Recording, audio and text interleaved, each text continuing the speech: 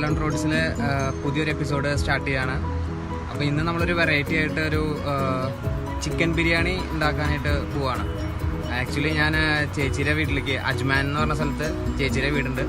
അപ്പോൾ പുള്ളിക്കാരെ വീട്ടിലേക്ക് വന്നതാണ്. അപ്പോൾ ഒരു ഇൻട്രസ്റ്റോട് കൂടി പറഞ്ഞു, നമുക്ക് യൂട്യൂബിൽ എൻ്റെ ചാനലിൽ ഇങ്ങനെ ഒരു ചിക്കൻ ബിരിയാണി ഉണ്ടാക്കുന്ന ഒരു റെസിപ്പി നമുക്കത് ഷെയർ ചെയ്താലോ. അപ്പോൾ അത് നമ്മൾ ഇപ്പോൾ പോയിട്ട് ചെയ്ത് നോക്കാൻ പോവാണ്. നമുക്കത് ചിക്കൻ ബിരിയാണി എങ്ങനെയുണ്ട് നോക്കാം. ഓക്കെ,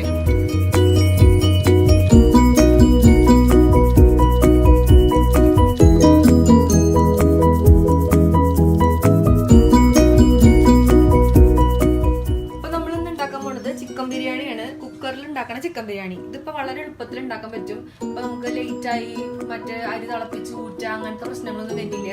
വേഗം തന്നെ കുക്കറിലിട്ട് പരിപാടി തീർക്കാൻ പറ്റും. ഇപ്പൊ ബാച്ചിലേഴ്സിനാണെങ്കിലും വളരെ ഈസിയാണ്. ഇതിപ്പോ ചിക്കൻ എന്ന് പറഞ്ഞു കഴിഞ്ഞിട്ടുണ്ടെങ്കിൽ ഏകദേശം ഒരു 700 ഗ്രാം ചിക്കൻ ഉണ്ടാവും. ഈ ചിക്കനെ ഞാൻ മാരിനേറ്റ് ചെയ്ത് 30 മിനിറ്റ് ഫ്രിഡ്ജിലെടുത്ത് വെച്ചതാണ്. ഇതിന് മാരിനേറ്റ് ചെയ്യാൻ വേണ്ടിയിട്ട് 1 ടീസ്പൂൺ മുളക് പൊടിയും 1 ടീസ്പൂൺ ഗരം മസാല, പിന്നെ ഒരു 1/2 ടീസ്പൂൺ മഞ്ഞൾപ്പൊടി, 1 ടേബിൾ സ്പൂൺ തൈരും കൂടി മിക്സ് ചെയ്ത് ഒരു 30 മിനിറ്റ് മാരിനേറ്റ് ചെയ്ത് ഫ്രിഡ്ജിൽ വെച്ചിട്ടുള്ള ചിക്കനാണ് ഇത്. ഇതിലേക്ക് ആവശ്യമായിട്ട് 2.25 ഗ്ലാസ് ബസ്മതി റൈസാണ് ഞാൻ എടുത്തിട്ടുള്ളത്. ഈ ബസ്മതി റൈസ് എടുത്തപ്പോൾ 4 ഗ്ലാസ് വെള്ളം, അതായത് അരി എടുത്ത സെയിം ഗ്ലാസ്സിൽ തന്നെ ഒരു 4 ഗ്ലാസ് വെള്ളം ഞാനിവിടെ എടുത്ത് മാറ്റി വെച്ചിട്ടുണ്ട്. പിന്നെ നമുക്ക് ഇതിലേക്ക് ആവശ്യമായിട്ടുള്ളത് മല്ലിയിലയും പുതിനയിലയും കൂടി, അതായത് മല്ലിയും പുതിനയിലയും നന്നായിട്ട് കഴുകി അതിന്റെ വെള്ളം മാന്ന് അതിന് ചെറുതായിട്ട് അരിഞ്ഞു വെച്ചിട്ടുള്ള മല്ലിയും പുതിനയുടെയും ഇലയാണിത്. പിന്നെ ഒരു 2 ടൊമാറ്റോ, അതായത് ഒരു മീഡിയം സൈസ്, അത് ചെറുതാക്കി അരിഞ്ഞു വെച്ചിട്ടുണ്ട്. പിന്നെ ഇതിലേക്ക് ആവശ്യമായിട്ടുള്ള അതായത് മസാല ഉണ്ടാക്കാൻ വേണ്ടിയിട്ടുള്ളത് തന്നെയാണ് ചെറിയുള്ളി, ഒരു 10 ചെറിയുള്ളി, പിന്നെ ഒരു ചെറിയ കഷ്ണം ഇഞ്ചി, ഒരു മീഡിയം സൈസ് ഇഞ്ചി, വെളുത്തുള്ളി ഒരു 5 എണ്ണം വലുത്, ഒരു 2-3 പച്ചമുളക്, ഇതൊക്കെ കൂടെ ചോപ്പറിൽ ചോപ്പ് ചെയ്ത് വെച്ചിട്ടുള്ള മസാലയ്ക്ക് ആവശ്യമായിട്ടുള്ള ഒരു ഇൻഗ്രീഡിയൻ്റ് ആണ് ഇത്. പിന്നെ നമുക്കറിയാം ബിരിയാണി ഉണ്ടാക്കുമ്പോൾ അത് നമുക്ക് ഒഴിച്ചുവിടാൻ പറ്റാത്തതാണ്, അതായത് കിസ്മിസും അണ്ടിപ്പരിപ്പും, അത് നമുക്ക് ആവശ്യമുണ്ട്. പിന്നെ ഇവിടെ 2 ഇതിൽ ഞാൻ സവാള എടുത്തിട്ടുണ്ട്. ഒരെണ്ണം ഇതേപോലെ തന്നെ കിസ്മിസിന്റെയും അണ്ടിപ്പരിപ്പിന്റെയും കൂടെ ഇടാൻ വേണ്ടിയിട്ട് കുറച്ച് വറുത്തിടാൻ വേണ്ടിയിട്ടുള്ള സവാളയാണ്. പിന്നെ ഇത് വേണ്ടത് മസാലയുടെ ചിക്കൻ കറി, അതായത് ബിരിയാണി ആക്കിയിട്ട് എടുക്കുമ്പോൾ ചിക്കനിലേക്ക് ആവശ്യമായിട്ടുള്ള മസാലയാണ് ഇത്. പിന്നെ അപ്പോൾ ആഡ് ചെയ്യാനായിട്ടുള്ള മസാല പൊടികളാണിത്. ഇതും 1 ടേബിൾ സ്പൂണ് മുളക് പൊടി, 1 ടീസ്പൂൺ ഗരം മസാല, ഒരു 1/2 ടീസ്പൂൺ മഞ്ഞൾപ്പൊടി ഇതിനകത്തുണ്ട്. മല്ലിപ്പൊടി ഒന്നും നമ്മൾ സാധാരണ കുക്കറിലാണെങ്കിലും ചിക്കൻ ബിരിയാണി ഉണ്ടാക്കുമ്പോൾ അങ്ങനെ യൂസ് ചെയ്യാറില്ല. പിന്നെ വേണ്ടത് കുറച്ച് ലെമൺ ജ്യൂസ് ആണ്. ഈ ലെമൺ ജ്യൂസ് നമ്മുടെ അരി ഒട്ടിപ്പിടിക്കാതിരിക്കാനും അതൊക്കെ അരിയൊക്കെ വേവുന്ന സമയത്താണ് നമ്മൾ ഒഴിക്കുക. പിന്നെ വേണ്ടത് നെയ്യ് വേണം. പിന്നെ ഞാനിവിടെ കനോലയുടെ ഓയിൽ എടുത്താണ്, ഏത് ഓയിൽ വേണമെങ്കിലും എടുക്കാം.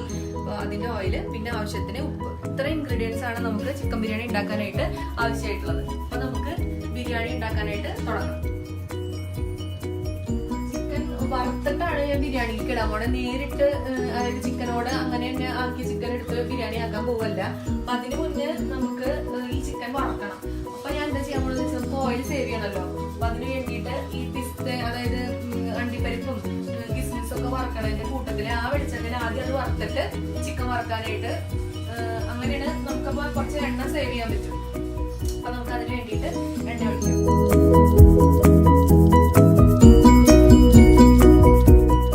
എണ്ണ ഒന്ന് ചൂടാവട്ടെ.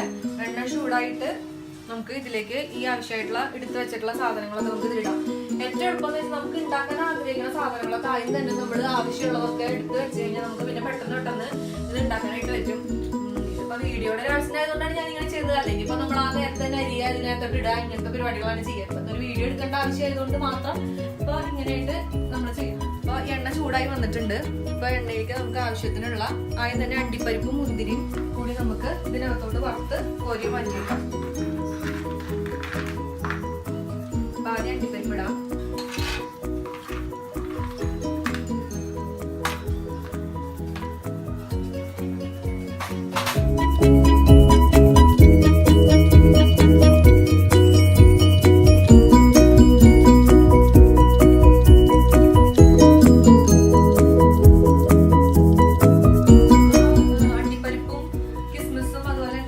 സവോള ഉണ്ടല്ലോ വറുത്തിടാനായിട്ട്, ആ എണ്ണയിലേക്ക് തന്നെയാണ് മാരിനേറ്റ് വെച്ച ചിക്കൻ്റെ പീസ് പോയി നമ്മൾ ഇതിലേക്ക് വറുത്തെടുക്കാം. കുറേ നേരം ഒന്നും വറക്കണ്ട, കുറച്ച് ജസ്റ്റ് ഒരു ഹാഫ് കുക്ക് പോലെ ആവണ്ട എനിക്ക് തോന്നുന്നത്. കാൽ ഭാഗമൊക്കെ കുക്കായാൽ മതി. കാരണം കുക്കറിലിട്ട് നമുക്കിത് ഈ വറുത്തത്തിന് അതിലേക്ക് ഇട്ടിട്ടാണല്ലോ നമ്മൾ ഇതാക്കണം. അപ്പോൾ വറുത്ത് കോരി മാറ്റി വെക്കാം.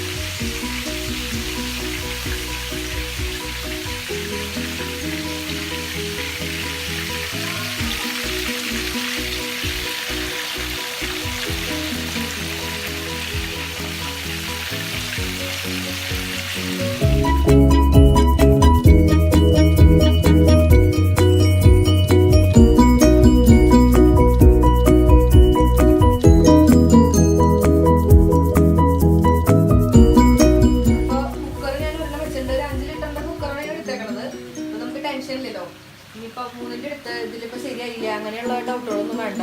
അപ്പോൾ എടുത്ത് ഇതിലേക്ക് ഞാനൊരു 2 ടീസ്പൂൺ നെയ്യാണ് എടുക്കണം. നെയ്യ് ഇഷ്ടമുള്ളവർക്ക് ഇട്ടാൽ മതി. ഓയിൽ വേണ്ടി മാത്രം ഓയിൽ വേണമെങ്കിൽ അതിൽ മാത്രമായിട്ട് ഉണ്ടാക്കാം. 2 ടീസ്പൂൺ നെയ്യ് ഇട്ടിട്ടുണ്ട്. ബാക്കി കുറച്ച് ഞാൻ സൺഫ്ലവർ ഓയിൽ ഒഴിക്കും. ഈ ചിക്കനിലേക്ക് ആവശ്യമായിട്ടുള്ള സവാളയൊക്കെ ഒന്ന് വറക്കണമല്ലോ. അപ്പോൾ അതിലേക്ക് ആവശ്യമായിട്ട് ഒരു വേണമെങ്കിൽ പറയുകയാണെങ്കിൽ ഒരു 2 ടേബിൾ സ്പൂൺ സൺഫ്ലവർ ഓയിലും കൂടെ ഞാൻ എനിക്ക് ഒഴിച്ചിട്ടുണ്ട്. അപ്പോൾ എണ്ണ ഒന്ന് ചൂടാവട്ടെ. എണ്ണ ചൂടായി കഴിയുമ്പോൾ നമുക്കതിലേക്ക് ഒരു 2-3 പട്ടയുടെ കഷ്ണങ്ങൾ, പിന്നെ ഒരു 2 ഏലക്ക, പിന്നെ ഒരു 2-3 കരയാമ്പൂ, ഗ്രാമ്പൂ, ഇത് നമുക്ക് ഇതിനകത്തോട്ട് ഇടണം. എണ്ണ ചൂടായിട്ട് ഈ ഒന്ന് കുറച്ച് വയ്ക്കുക, അല്ലെങ്കിൽ ഈ വക ഐറ്റംസ് ഒക്കെ തരും.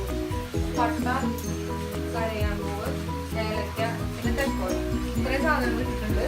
ഇതൊന്ന് വഴറ്റി കൊടുക്കാം. ഇതൊന്ന് നല്ല വഴന്ന് വരുമ്പോൾ ഈ ചെറുതാക്കി തന്നെ ഇടണം. അപ്പം അത് ഇട്ടിട്ടുണ്ട്. ഇനി ഇതിലേക്ക് നമുക്ക് നേരത്തെ ഞാൻ കാണിച്ചിട്ടുണ്ടായിരുന്നു, ഇതിനകത്തേക്ക് നമ്മൾ നേരത്തെ ചോപ്പ് ചെയ്ത് വെച്ചിട്ടുള്ള ചെറിയുള്ളിയും ഇഞ്ചിയും പച്ചമുളകും വെളുത്തുള്ളിയും ഇത് ഇതിനകത്തോട്ട് ഇട്ട് കൊടുക്കാം. ഇതും ഒന്ന് ഇതിനകത്ത് കിടന്ന് വഴന്ന് വരണം. തീ ചെറുതാക്കി വെക്കാം, അല്ലാണ്ട് കൂട്ടി വെച്ച് കഴിഞ്ഞാൽ ഇതൊക്കെ പെട്ടെന്ന് കരിയും.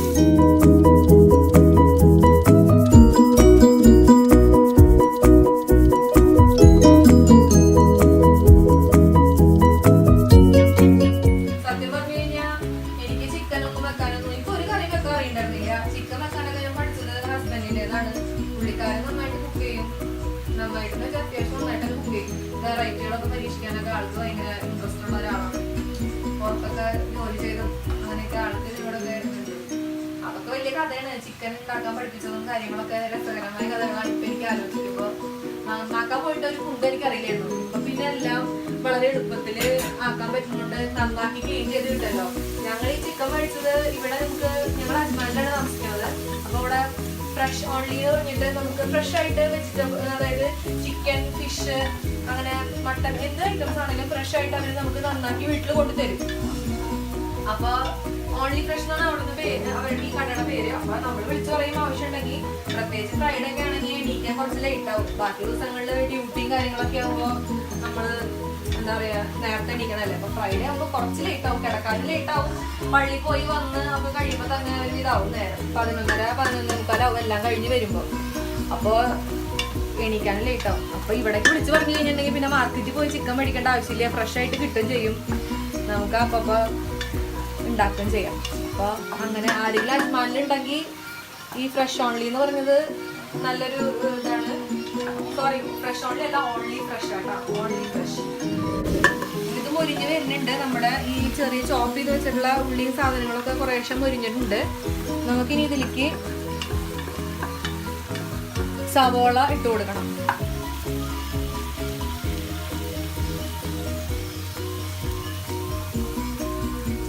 അപ്പൊ ഇതിലേക്ക് നമുക്ക് നമ്മുടെ സവോള ഇട്ട് കൊടുക്കാം. നീളത്തിൽ അരിഞ്ഞു വെച്ചിട്ടുള്ള സവോളയുടെ കണക്കെന്ന് വെച്ചാൽ ഇതിപ്പോ ഞാനൊരു 3 സവോളയാണ് എടുത്തിട്ടുള്ളത്.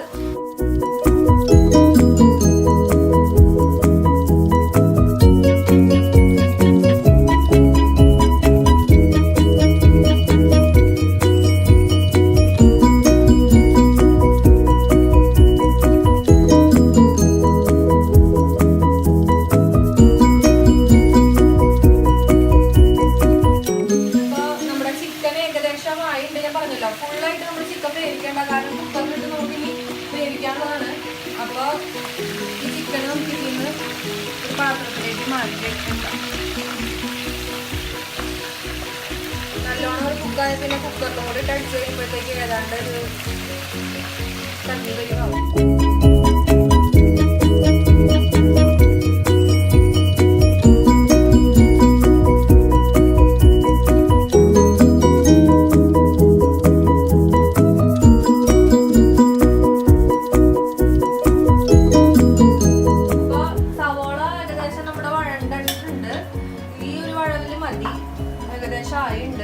ഇനി നമുക്ക് ഇതിലേക്ക് ആവശ്യമുള്ള മസാലപ്പൊടി ചേർക്കാം. അപ്പൊ ഞാൻ ഇതിലെടുത്ത് വെച്ചേക്കുന്നത് ഞാൻ മിക്സ് ചെയ്ത് വെച്ചിരിക്കാൻ എടുക്കുക അടുപ്പത്തിന്.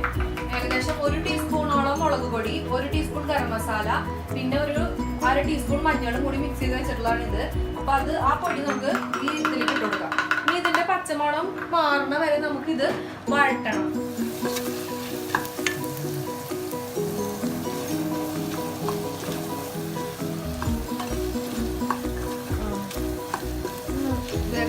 തക്കാളി ഇട്ട് വെച്ചിട്ടുണ്ടായിരുന്നു പറഞ്ഞില്ലേ, രണ്ടെണ്ണം അത് ഞാൻ ഇതിലേക്ക് ഇട്ടിട്ടുണ്ട് കേട്ടോ. അതൊക്കെ വഴണ്ട് വന്നിട്ടുണ്ട് ഇപ്പൊ നന്നായിട്ട്. ഏതാണ്ട് നമുക്ക് ഇനി ഇതിലേക്ക് എന്താ ഇടണ്ടേന്ന് പറഞ്ഞുതരാം. കുറച്ച് നമ്മൾ നേരത്തെ വെച്ച പിസ്തയില്ലേ, അതായത് സവോള വറുത്ത് വെച്ചേക്കണത്, അതിൽ നിന്ന് കുറച്ച് ഇതിലേക്ക് ഇടണം. അത് ഇട്ട് കഴിഞ്ഞിട്ടുണ്ടെങ്കിൽ ഒരു നല്ല ടേസ്റ്റാണ് നമ്മുടെ ചിക്കൻ കറിക്ക്. കുറച്ചിട്ടാൽ മതി, അത് കുറച്ചിടുക. പിന്നെ അതുപോലെ തന്നെ കുറച്ച് മല്ലിയും പുതിനയൊക്കെ നമ്മൾ ഇട്ട് വെച്ചിട്ടുണ്ടല്ലോ, ആ മല്ലിയുടെയും പുതിനയുടെയും നിന്ന് ഒരു പിടി എടുത്ത് അതും ഇതിനകത്ത് ഇട്ടിടാം. ഇതൊന്ന് ഇളക്കി കൊടുക്കാം. അത് കഴിഞ്ഞിട്ട് നമുക്ക് ഇതിനകത്തോട്ട് 1 ടേബിൾ സ്പൂൺ, അധികം പുളിയില്ലാത്ത തൈര് വേണം ഇടാനായിട്ട്, 1 ടേബിൾ സ്പൂൺ തന്നെ ഇട്ട് കൊടുക്കുക. അത് നമ്മുടെ അരിയും ചിക്കനൊക്കെ നല്ല സോഫ്റ്റ് ആവും വെന്ത് വരുമ്പോൾ. അപ്പം അതും 1 ടീസ്പൂൺ അതിനകത്തോട്ട് ഇട്ട് കൊടുക്കുക. ഇതെല്ലാം കൂടി നന്നായിട്ട് മിക്സ് ചെയ്ത് ഒന്ന് വഴഞ്ഞുമ്പോൾ 1 മിനിറ്റൊക്കെ മതി ഇതൊന്ന് ആവാനായിട്ട്. അത് കഴിഞ്ഞിട്ട് ഇതിലേക്ക് നമുക്ക് നമ്മുടെ ചിക്കൻ ഇട്ട് കൊടുക്കാം. ഇതൊക്കെ ഒഴിച്ചിട്ട്, അതായത് തൈരും പിന്നെ ഇതിലേക്ക് ആവശ്യമുള്ള നേരത്തെ പറഞ്ഞ പിസ്തയൊക്കെ ഇട്ടല്ലോ, ഇനി അതിലേക്ക് നമ്മൾ പകുതി വറുത്ത് വെച്ചേക്കണം ചിക്കൻ ഇതിലേത്തോട്ട് ഇടാം.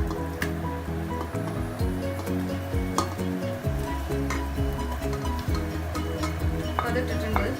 ഇപ്പൊ ഏതാണ്ട് ഒരു 1.5-2 മിനിറ്റ് ആയി. ചിക്കൻ ഒന്ന് ഇതിൽ കിടന്ന മസാലകളൊക്കെ ആയിട്ട് പരണ്ടുണ്ട്. അപ്പൊ ആ സമയത്ത് നമ്മൾ എടുത്തു വെച്ചിട്ടുണ്ടായിരുന്ന വെള്ളം ഉണ്ടല്ലോ, 4 ഗ്ലാസ്, ആ 4 ഗ്ലാസ് വെള്ളം അപ്പുറത്തൊന്ന് ചൂടാവാൻ വെച്ചിട്ടുണ്ടായിരുന്നു. കാരണം പച്ചവെള്ളം ഒഴിക്കണം എപ്പോഴും നല്ലതല്ല, ഒന്ന് ചെറിയ ചൂടാക്കിയിട്ട് ഒഴിക്കണം. ചൂടുവെള്ളം ഒഴിക്കണതാണ് എപ്പോഴും നല്ലത്. തിളച്ച വെള്ളമാണെങ്കിൽ കുഴപ്പമില്ല, ചൂടുവെള്ളമാണെങ്കിൽ കുഴപ്പമില്ല, പച്ചവെള്ളം ഒഴിക്കരുത്. അപ്പൊ ഈ എടുത്തു വെച്ച 4 ഗ്ലാസ് വെള്ളം ഞാനിപ്പോൾ ഈ ചിക്കനിലേക്ക് ഒഴിക്കാൻ പോകുന്നു. അപ്പൊ നമ്മൾ ഒഴിച്ച വെള്ളവും ചിക്കനും ഒക്കെ കൂടെ തിളച്ചിട്ടുണ്ട്. ഇനി അതിലേക്ക് നമുക്ക് ബിരിയാണിയുടെ അരി വെക്കാം. ഈ അരി കഴുകിയിട്ട് വാന്ന് വെച്ചിട്ട്, അതായത് ഈ അരിയിൽ നമുക്ക് ഇനി വെള്ളം പാടില്ല കേട്ടോ. ഈ അരിയിൽ വെള്ളം ഉണ്ടായി കഴിഞ്ഞാൽ പിന്നെ നമ്മൾ പറഞ്ഞ അരിയുടെ വെള്ളത്തിൻ്റെയൊക്കെ കണക്കുകൾ ആകെ മാറിപ്പോവും. അപ്പം അത് പാടില്ല. നമ്മൾ അരി നല്ലോണം വാല വെക്കണം, അതായത് വെള്ളം ഒട്ടുണ്ടാകാൻ പാടില്ല അരിയിൽ. അപ്പം അങ്ങനത്തെ അരിയാണ്. അത് നമുക്ക് ഇതിനകത്തോട്ട് ഇട്ട് കൊടുക്കാം.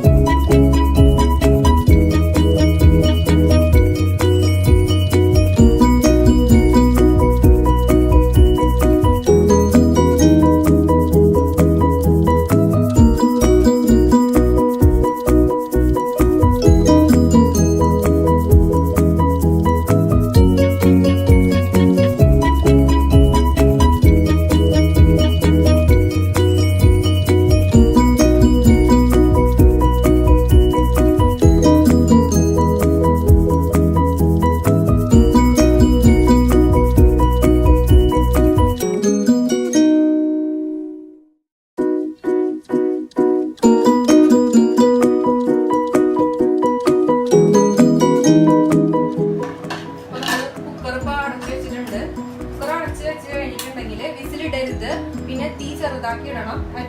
ഏറ്റവും ചെറുതായിട്ട് 7 മിനിറ്റ് വെക്കുക. അത് കഴിഞ്ഞിട്ട് കുക്കർ ഓഫ് ചെയ്യുക. 7 മിനിറ്റ് കഴിയുമ്പോൾ കുക്കർ ഓഫ് ചെയ്യണം.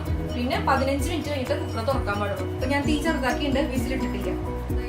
കറക്റ്റ് ആയിട്ടുണ്ട്, നോക്കട്ടെ. അരിമണിയൊക്കെ വെന്തിട്ടുണ്ട്. അപ്പൊ ഇത് ഓക്കെ ആയിട്ടുണ്ട്. ഇതിന്റെ ഉപ്പൊന്ന് നോക്കാം.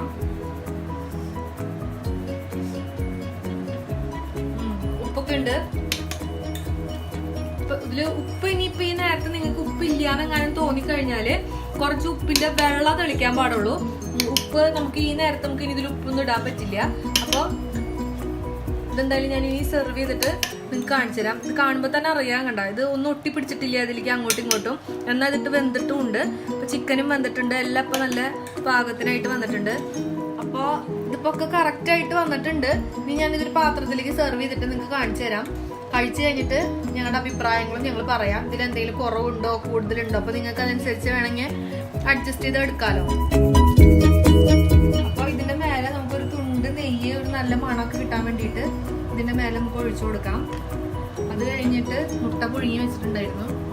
മുട്ടയും ഒരു ഡെക്കറേഷൻ്റെ ഭാഗമായിട്ട് നമുക്കിങ്ങനെ കുത്തി വെക്കാം ഇതിൽ. പിന്നെ കുറച്ച് മല്ലിയില ഇതിൻ്റെ മേലെ നമുക്കിങ്ങനെ വെതറിയിടാം. അത് കഴിഞ്ഞ് നമ്മൾ നേരത്തെ വറുത്ത് വെച്ചിട്ടുണ്ടായിരുന്ന പിസ്ത അതും ഇതിലിങ്ങനെ ഇട്ട് കൊടുക്കാം.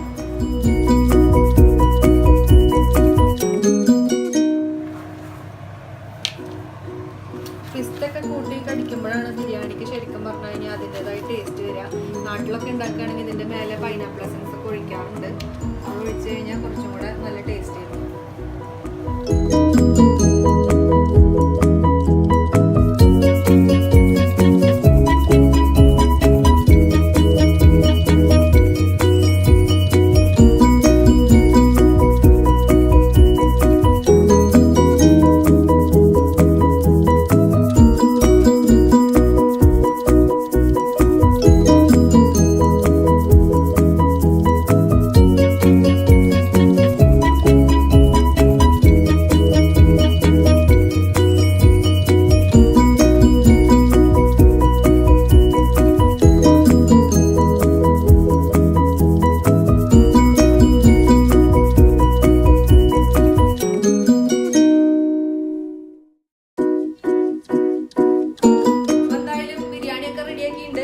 ഞാൻ എന്റെ മക്കൾക്കൊന്ന് കൊടുത്തോക്കട്ടെ, അവരുടെ അഭിപ്രായം എന്താന്ന് നമുക്ക് അറിയാം.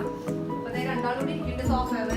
ബിരിയാണി ഒക്കെ റെഡി ആയിട്ട് കുറച്ച് ബിരിയാണി റൈസും കുറച്ച് തൈരും ഒക്കെ കൂടെ കൂട്ടിയിട്ട് കൊടുത്തു നോക്കുമ്പോ എന്റെ മോൻ എന്താ പറയാ നോക്കട്ടെ. കഴിക്ക്.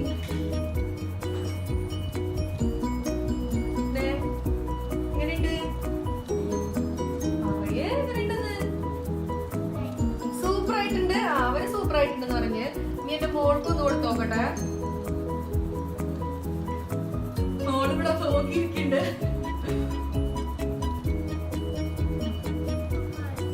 സൂപ്പർ ആയിട്ടാ. അപ്പൊ രണ്ടാൾക്കും സൂപ്പർ ആയിട്ടുണ്ടെന്നാണ് പറയണത്. ഇപ്പൊ എന്തായാലും ഞങ്ങളൊക്കെ കഴിച്ച് ഇവിടെ ഒരു ക്യാമറാമാൻ ഉണ്ട്, പ്രവീൺ ജോസ് എന്നാണ് പേര്. അപ്പൊ ആളും കൂടി ഒക്കെ ടേസ്റ്റ് ചെയ്ത്, എന്റെ ബ്രദറാണ്. അപ്പൊ എല്ലാവരും ടേസ്റ്റ് ചെയ്തിട്ട് മൊത്തത്തിൽ നന്നായിട്ടുണ്ടെന്നാണ് എന്റെ ഒരു അഭിപ്രായം. നിങ്ങൾ ഇതുപോലെ ട്രൈ ചെയ്ത് നോക്കുക. എന്തായാലും വളരെ എളുപ്പത്തിൽ ഉണ്ടാക്കാൻ പറ്റുന്ന ഒരു ബിരിയാണിയാണ്. അപ്പൊ എല്ലാവരും ട്രൈ ചെയ്തിട്ട് അഭിപ്രായങ്ങൾ അറിയിക്കുക. നന്ദി, നമസ്കാരം.